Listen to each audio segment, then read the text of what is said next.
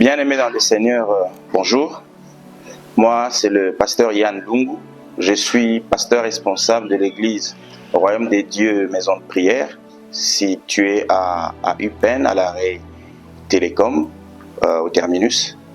Aujourd'hui, je viens pour une exhortation fondée sur la parole de Dieu, parce que, vous savez, nous sommes des serviteurs de Dieu et nous transmettons au peuple de Dieu, à sa création, l'essentiel de sa parole. Parce que c'est sa parole qui est source de vie. C'est sa parole qui restaure les âmes. C'est sa parole qui restaure la vie. Aujourd'hui, nous allons aborder un sujet très important. Celui de l'espoir après avoir tout perdu. De l'espoir après avoir tout perdu. Et ces messages, nous le tirons dans le livre de Genèse 48 au verset 11e. Qu'est-ce qui est dit dans ces versets? L'auteur nous relate le propos de Jacob à son fils Joseph. Il dit à Joseph que moi, Jacob, je ne pensais plus que mes yeux allaient te voir encore. Vous voyez, Jacob fait un état. Il déclare le désespoir qui était définitivement conclu dans son esprit, qu'il ne reverrait plus jamais son fils Joseph. C'était fini. Il y a plein de choses comme ça dans la vie des enfants de Dieu. Plein de sujets comme ça où vous-même, lorsque vous réfléchissez à vous-même, vous vous dites, tenant compte de ça et de ça, cette affaire, c'est fini. Je ne peux plus jamais récupérer. Je ne peux plus jamais voir ma vie changer. Je ne peux plus jamais réussir dans ces domaines. Je ne peux plus jamais voir cette affaire marcher. Vous voyez? C'est ça le problème. Mais, bien aimé, Jacob dit quelque chose à la personne. Il s'adresse à la personne qu'il ne pensait plus voir de toute sa vie. Il dit, mes yeux ne pensaient plus te voir. Et j'aime la deuxième partie de ce verset. Et après ça, nous allons développer cette histoire. Il dit dans la deuxième partie que mes yeux, Dieu a permis à mes yeux de voir non seulement toi, mais aussi tes enfants. Ah, ça c'est formidable avec Dieu. Cette histoire est interpellateur. Cette histoire nous amène à comprendre que c'est Dieu qui tient la destinée des hommes entre ses mains. Même lorsqu'un homme comme David, comme Jacob, qui a lutté avec Dieu toute la nuit, peut perdre espoir un matin. Mais Dieu, lui, il ne perd pas le contrôle de la destinée de ses enfants. Et je veux vraiment que quelqu'un l'entende. Je veux que toi, ou là où tu es, que tu entendes ce que Dieu est en train de dire par l'histoire de Jacob.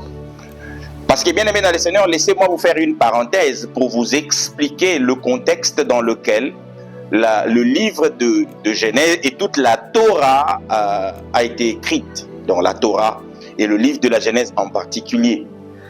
Ce livre a été écrit lorsque le peuple quitte l'Égypte pour aller dans le désert. Et lorsqu'il veut entrer dans la terre promise, Canaan. Et ce peuple est rempli par la peur et le désespoir. Ils pensent que Dieu les a abandonnés. C'est dans ces contextes-là. Ils ont peur d'affronter ce qu'ils estiment être plus grand qu'eux, plus fort qu'eux.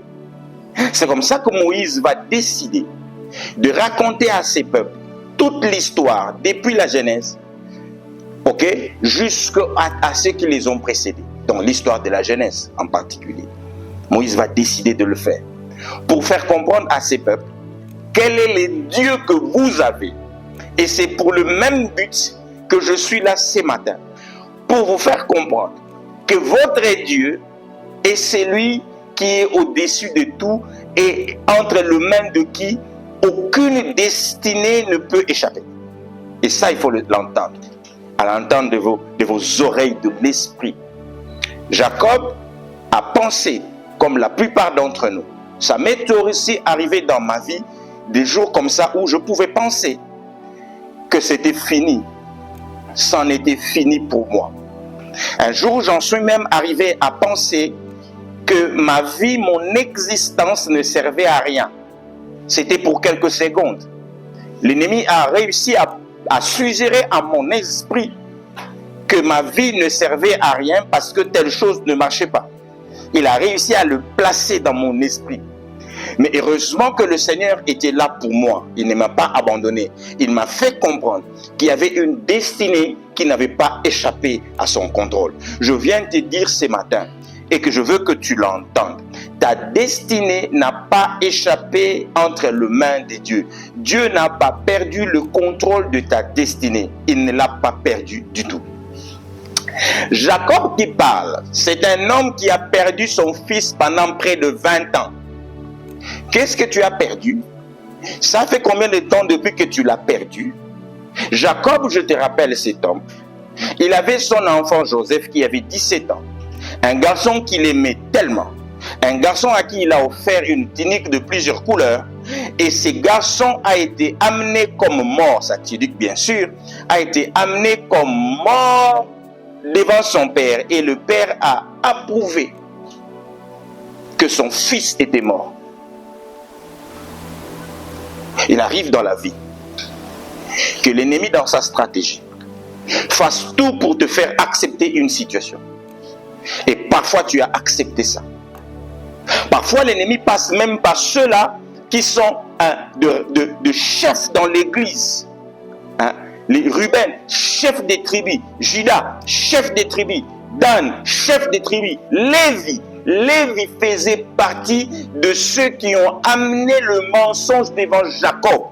Lévi. Parfois, il y a des serviteurs de Dieu qui peuvent t'amener à croire en quelque chose qui ne vient pas de Dieu. Et ils vont réussir à te convaincre. Et tu vas l'accepter. Mais je te dis, si tu acceptes quelque chose qui ne vient pas de Dieu, tu en es responsable. Ce n'est pas parce qu'on te l'a fait accepter que ceux-là seront tenus responsables. Parce que c'est de ta destinée qu'il s'agit. C'est comme ça. Il ne faut jamais laisser sa destinée entre les mains des hommes. Il ne faut jamais confier sa destinée entre les mains des hommes. Il n'y a que Dieu qui peut tenir et déterminer sur ce que doit être ta destinée, sur ce que sera ta destinée. Car c'est lui qui tient ta vie. Il connaît le projet qu'il a formé pour toi. C'est lui qui connaît ces projets-là. Et c'est lui seul qui peut dire si une chose existera ou plus dans ta vie. Vous voyez? C'est lui seul, Dieu, qui est capable de le faire. Pas quelqu'un d'autre. Mais Jacob a permis au fils de venir lui faire croire quelque chose qui n'était pas vrai. Pendant 20 ans, Jacob n'a pas eu à l'esprit, alors que lui parle avec Dieu, il n'a pas eu à l'esprit de poser la question à Dieu si son fils était mort ou vivant. Il n'a pas pris le soin de poser la question. Mais le Christ, lorsque son ami Lazare était mort, il le savait en esprit que Lazare était mort. Et Jacob ignorait cela. Vous savez, la vie, l'ignorance est l'une des armes que le diable utilise efficacement contre les enfants de Dieu. L'ignorance.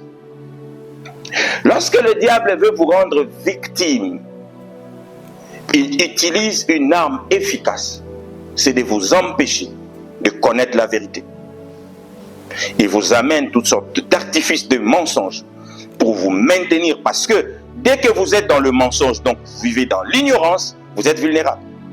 Jacob a été vulnérable pendant 20 ans. Il a été nourri par un mensonge pendant près de 20 ans. 20 années dans le mensonge. Quel est le mensonge dans lequel vous vivez? Je déclare aujourd'hui que vous sortiez de ces mensonges-là. Maintenant. Vous êtes dans une relation de mensonge. Sortez de ces mensonges. Votre vie est un mensonge. Sortez de ces mensonges. Toutes les promesses qu'on vous fait sont de mensonges. Sortez de là. Il y a des gens qui sont dans toute une relation qui n'est que mensonge, sortez de ces mensonges. Au nom tout-puissant de Jésus. Au nom tout-puissant de Jésus. Sortez de ces mensonges. Et que cela s'efface, s'exécute sans délai. Maintenant, je le déclare. Sortez de toutes sortes de mensonges. Si vous êtes auteur de ces mensonges dans votre propre vie, vous avez fait croire aux gens ce que vous n'étiez pas. Vous avez réussi à convaincre les gens de ce que vous n'êtes pas réellement. Sortez de là.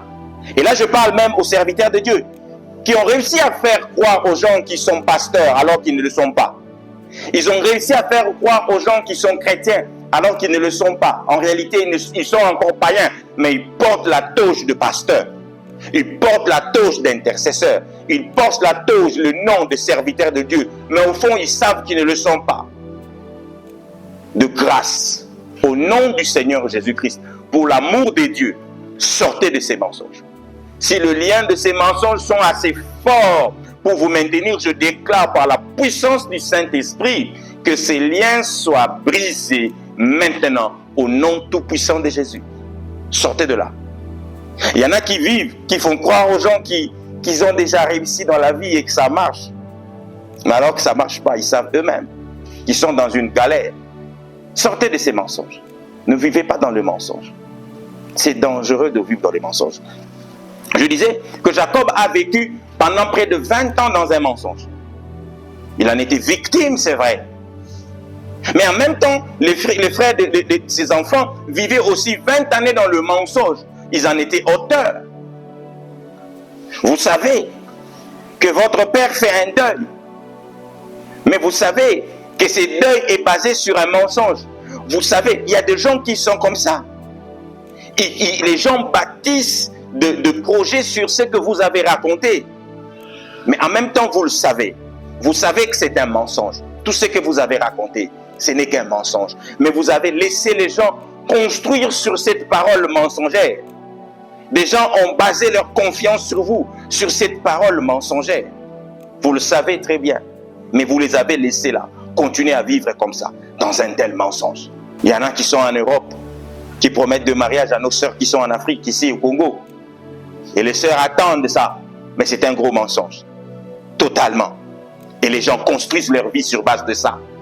Ils attendent longtemps. Les fiancés de Kinshasa viennent. Des gens qui peuvent réussir à Kinshasa viennent. Il dit non, moi j'ai un fiancé en Europe, mais il est déjà marié. Libérez les filles d'autrui. Libérez les filles d'autrui. Au nom de Jésus, libérez les filles d'autrui. Ne le maintenez pas dans ces mensonges. Au nom tout-puissant de Jésus. Libérez les filles d'autrui. Jacob a vécu longtemps dans ces mensonges. Ses fils pouvaient le libérer de ces mensonges et cet homme allait revivre depuis longtemps. Il aurait pu le libérer. Lévi,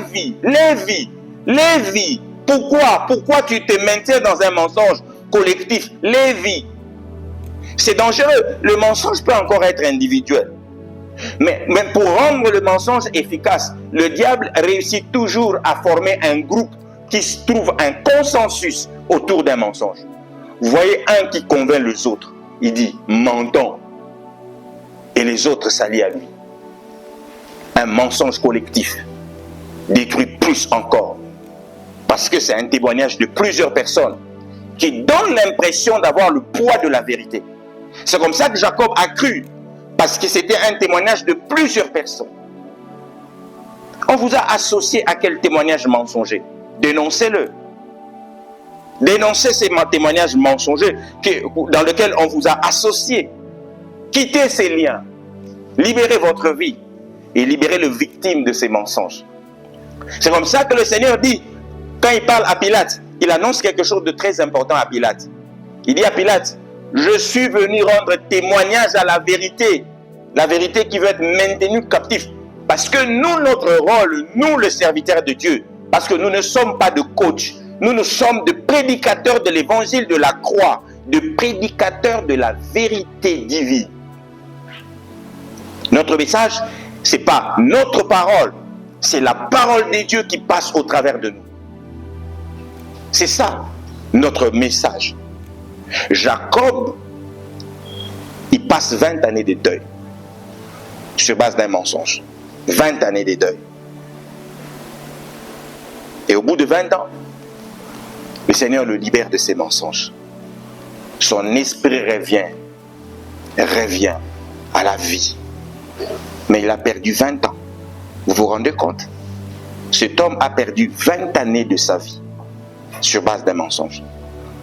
Et il y a quelqu'un qui me dit, non, mais cette sœur-là, de toutes les façons, mais elle a refait sa vie. Oui, elle a refait sa vie, c'est bien, mais elle a perdu 10 années à croire en ton mensonge. Et vous pensez que c'est aussi facile que ça? 10 années, vous prenez des vies de gens. Vous êtes pasteur, vous mentez. Vous n'êtes pas pasteur, vous mentez aux gens que vous êtes pasteur. Vous prenez des vies de gens captifs pendant 10 années, 20 années de votre faux ministère. Alors que vous savez bien que vous n'êtes pas. Vous manipulez des gens. Lévi a manipulé son père. Ruben a manipulé son père pendant 20 années. Vous voyez l'impact. Mais grâce à Dieu, Jacob va être guéri par la vérité. Vous connaîtrez la vérité et la vérité vous affranchira. Mieux vaut tard que jamais. La vérité est venue dans la vie de Jacob et a affranchi Jacob. C'est comme ça que lorsque la vérité vient frapper dans votre porte, la vérité vient frapper dans votre cœur, l'Esprit dit, n'endurcis pas ton cœur devant la vérité. N'endurcis pas ton cœur à la connaissance de la vérité.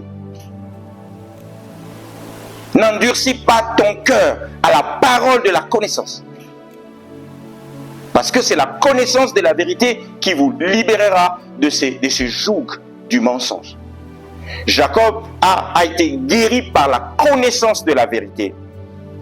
Et il est rentré dans la destinée de choses qu'il ne pensait plus voir parce qu'il aurait pu vivre toute sa vie en parallèle de la vérité. Il n'aurait peut-être pas su si son fils avait des enfants. Il serait mort allant dans le séjour de mort pensant y retrouver son fils. Mais totalement faux. Son fils était encore en vie. Heureusement que la vérité est venue avant qu'il ne soit trop tard. C'est comme ça que je déclare sur votre vie, vous qui me suivez, que la vérité de Dieu affecte votre vie avant qu'il ne soit trop tard et qu'il répare tout le dégât que l'ennemi a causé dans votre vie. Que la vérité de Dieu affecte votre vie totalement au nom tout-puissant de Jésus. Que la vérité de Dieu affecte totalement votre vie au nom tout-puissant de Jésus. Soyez affectés par la connaissance de la vérité au nom tout-puissant de Jésus. Vous savez, bien aimé dans le Seigneur, cette vérité qui vient affecter la vie de Jacob permet à Jacob de pouvoir retrouver son enfant Joseph. Il va retrouver Joseph. Joseph qui était mort pour Jacob. Qu'est-ce que vous avez perdu dans votre vie? Qu'est-ce que vous avez perdu? Votre dignité? Qu'est-ce que vous avez perdu à cause d'un mensonge? Un emploi? Qu'est-ce que vous avez perdu dans votre vie? Un mariage? À cause de mensonges de gens. Qu'est-ce que vous avez perdu dans votre vie? Une relation? À cause de mensonges de autres? Je déclare au nom tout-puissant de Jésus que vous récupériez tout ce que vous avez perdu. Maintenant, au nom de Jésus, je le déclare sur vous. Récupérez ce que vous avez perdu. Que vous-même vous fassiez aussi cette prière là où vous êtes. Une prière qui consiste à récupérer tout ce que vous avez perdu. Que vous soyez capable de le retrouver et de le récupérer. Mais bien plus, c'est ce qui se passe dans la vie de Saül. Saül qui a cru avoir perdu le mouton de son père. Il va à la recherche du mouton de son père. Se confiant en Dieu. Non seulement qu'il récupère le mouton de son père, mais il récupère bien plus que ce qu'il avait perdu. Que Dieu vous fasse la grâce qu'il a faite à Saül. Que Dieu vous fasse la grâce qu'il a faite à Jacob. Lorsque vous aurez perdu quelque chose, que vous récupérez bien plus que ça. Parce qu'il est de la bonté de Dieu de faire ce genre de surprise à ses enfants. Récupérez bien plus que ce que vous avez perdu. Jacob arrive en Égypte. Il rencontre Joseph qu'il avait perdu seul. Mais non seulement qu'il gagne Joseph, il gagne aussi une belle fille. Fille de la femme de Potiphar. Il gagne une belle fille. Non seulement qu'il gagne une belle fille, il garde aussi de petits-enfants. Il en garde deux petits-enfants. Parce que Dieu n'abandonne pas. Dieu n'oublie pas notre destinée. Dieu tient compte des dégâts que nous subissons dans notre combat spirituel avec l'ennemi. Quel est le dégât que vous avez connu dans votre vie? Quel est le retard que vous avez subi? Quelle est la perte que vous avez connue? Le Seigneur est encore là aujourd'hui. Il est encore là aujourd'hui pour vous annoncer qu'il est disponible pour vous faire du bien et vous aider à récupérer ce que vous avez perdu. Qu'est-ce qu'il vous faut faire? Il vous suffit de croire et de rechercher la connaissance de la vérité. Connaître votre destinée est très important dans la vie. Et c'est là que nous allons commencer à chuter pour cette exhortation. Il est très important dans la vie de connaître sa destinée. Vous savez, Joseph connaissait exactement sa destinée. Il savait qu'un jour, il serait élevé et ses frères et son père et sa mère viendraient se prosterner au devant de lui. Il le savait. Il avait sa destinée en main. Voyez-vous? Est-ce que vous connaissez votre destinée? La connaissance de la vérité, c'est la base de l'atteinte de la destinée.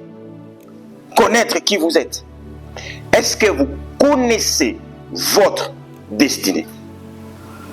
La connaissez-vous? Qu'est-ce que Dieu a prévu pour vous? Si vous ne la connaissez pas, cette destinée, pourquoi vous ne posez pas la question à celui qui l'a formée dès le commencement, avant que vous ne soyez dans le ventre de votre mère? Pourquoi vous ne posez pas la question pour savoir quelle est cette destinée que Dieu a prévue pour vous? Bien-aimé dans le Seigneur, connaître sa destinée, c'est la clé de la réussite de sa destinée. Connaître sa destinée vous permettra de savoir si vous êtes en train de vous écarter de ce que Dieu avait prévu pour vous. Connaître sa destinée vous permettra de savoir si vous êtes en retard par rapport à son accomplissement. Connaître sa destinée. Jacob a compris ces choses. Et lorsqu'il se retrouve devant son fils, il dit à Joseph, moi je n'ai pas pu posséder Canaan, parce que telle était ma destinée de posséder Canaan. Je n'ai pas pu. Mais Dieu m'a montré que ma prospérité ne s'arrête pas avec moi, ni avec mes enfants, que j'ai encore de l'avenir. Donc il y a une suite. Il y a une suite à ça. Il y a une suite à ça. Et il commence à prophétiser pour ses enfants. Cet homme qui avait perdu tout espoir. Et du coup, il reprend totalement l'espoir. Il commence à prophétiser maintenant pour l'avenir. Il commence à déclarer des choses pour l'avenir. Lui, dont l'avenir avait connu une fin brusque, soudaine. Mais maintenant, il commence à prophétiser sur un avenir lointain. Il commence à prophétiser sur une descendance. Il commence à prophétiser sur Shiloh. Parce que ses yeux se sont ouverts. Je déclare que la vision de ta destinée s'ouvre. Comme Dieu dit à Abraham, lève tes yeux et vois. Jusque où tu vois, c'est ça l'étendue de ta destinée. C'est ça l'étendue de ta postérité. Je te dis aussi, toi qui me suis, là où tu es. Ta destinée ne s'arrête pas à la limite de mensonges de ceux qui en veulent à ta vie. Mais ta destinée, c'est à la taille de la vision que tu as avec Dieu. Alors lève tes yeux et regarde. Regarde jusqu'où Dieu peut t'amener. Ne regarde pas ce que tu as perdu, mais regarde où Dieu peut t'amener. Ne regarde pas ce que tu as perdu. Ne regarde pas au mouton de papa de Saül.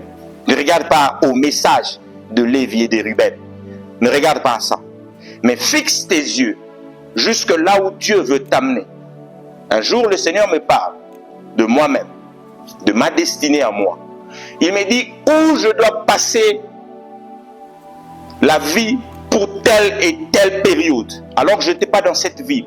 Il me dit je t'amènerai dans telle ville. Et je le ferai moi-même. Il n'y aura aucune intervention d'une main humaine. Je le ferai moi-même.